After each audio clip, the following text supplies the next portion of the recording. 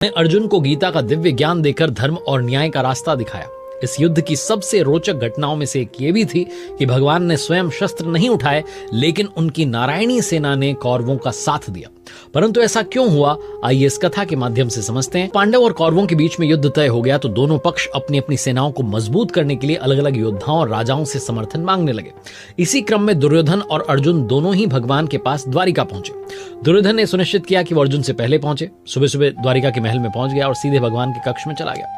भगवान श्री कृष्ण उस समय गहरी निद्रा में थे। दुर्योधन अहंकार से भरा हुआ था और उसने सोचा कि मैं कौरवों का राजा हूं, मुझे इस ग्वाले के चरणों में बैठने की आवश्यकता नहीं है। यह सोचकर वो भगवान के सिरहाने रखे एक ऊंचे आसन पर बैठ गया। थोड़ी देर बाद अर्जुन भी वहां पहुंच गए। जैसे ही वो कक्ष में दाखिल हुए, उन्होंने देखा कि भगवान सो रहे हैं।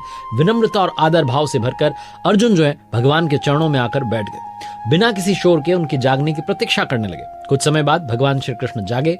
उनकी दृष्टि सबसे पहले अर्जुन पर पड़ी, जो उनके चरणों के पास बैठा था। दुर्योधन को देखकर भगवान मुस्कुराए और दोनों का स्वागत किया। दुर्योधन ने तुरंत बात छेड़ते हुए कहा कि माधव, मैं सबसे पहले आपके पास आया हूं, इसलिए आपको मेरी ओर से युद्ध करना होगा, यह मेरा अधिकार है।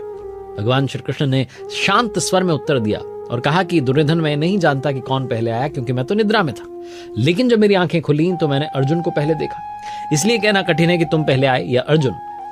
इसके बाद भगवान श्री कृष्ण ने कहा कि मैं शस्त्र नहीं उठाऊंगा, लेकिन मैं तुम्हें दो विकल्प देता हूं। मेरे पास मेरी नारायणी सेना है, जिसमें 10 लाख योद्धा हैं, अद्वितीय वीरता से भरपूर है। दूसरा विकल्प मैं स्वयं हूं।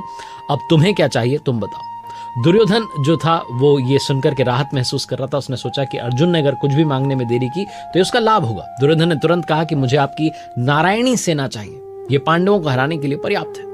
भगवान श्री कृष्ण ने दुर्योधन की मांग को स्वीकार कर लिया। अब भगवान ने अर्जुन की ओर देखा। मुस्कुराते हुए उन्होंने कहा कि अर्जुन, दुर्योधन ने नारायणी सेना चुन ली, अब मेरे पास जो है तुम्हारे लिए कुछ भी शेष नहीं है। अर्जुन ने श्री कृष्ण की बात को ध्यान से सुना और स्नेह में उत्तर दिया, माधव, मुझे आपकी नारायणी सेना की आवश्यकता नहीं है, मैं तो केवल आपका साथ चाहता हूं। आप रणभूमि में मेरे सारथी बनकर मेरा मार्गदर्शन करें, यही मेरे लिए सबसे बड़ी संपदा होगी।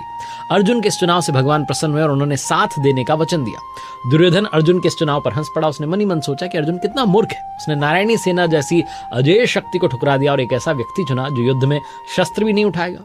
दुर्योधन गर्व से भरा हुआ अपने महल लौट आया, जबकि अर्जुन भगवान श्री कृष्ण की कृपा से अपने मार्गदर्शक के रूप में उन्हें पाकर संतुष्ट हो गया। जब महाभारत का युद्ध आरंभ हुआ तो नारायणी सेना कौरवों के पक्ष में और श्री कृष्ण पांडवों के सारथी बने। युद्ध के दौरान श्री कृष्ण ने अर्जुन को गीता का उपदेश दिया, जिसने न केवल अर्जुन को बल्कि समस्त मानव जाति को धर्म, कर्तव्य और न्याय का मार्ग दिखाया।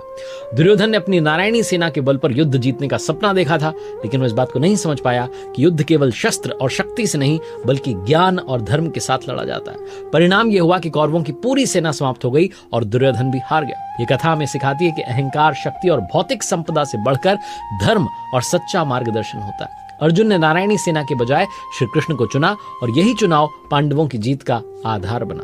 भगवान श्री कृष्ण ने अपने जीवन से संदेश दिया कि सही मार्ग पर चलने वालों को अंततः विजय मिलती है। नारायण से बढ़कर नारायणी सेना कुछ भी नहीं।